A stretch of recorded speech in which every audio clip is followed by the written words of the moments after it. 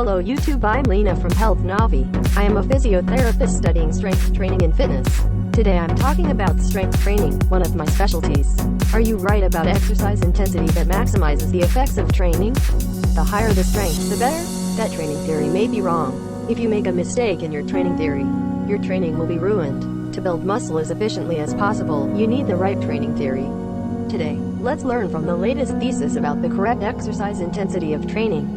Let's start with a basic knowledge of muscle hypertrophy. Do you know what mechanism causes muscle hypertrophy? In order to build muscle by training, the synthesis of the proteins that make up the muscle must outweigh the decomposition. In other words, in the formula, muscle hypertrophy equals muscle protein synthesis action greater than decomposition action. So what factors influence the synthesis of muscle proteins? That is, protein synthesis depends on two factors: training content and protein intake. Muscle protein synthesis equals training x protein intake. I'll cover more about protein intake in future videos, but more importantly, effective intake requires consideration of optimal intake timing and patterns. So what factors should be considered for the training factor? Another factor you may already have noticed how to say it.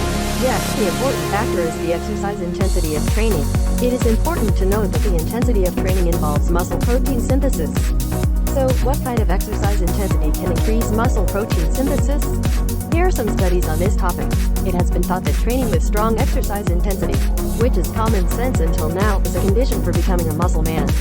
This common sense has been overturned by current research. If you have trained at a high intensity without any thought, you may need to change the training content. By the way, if you are concerned about the continuation, please subscribe to the channel. The next video will introduce research on exercise intensity. See you again.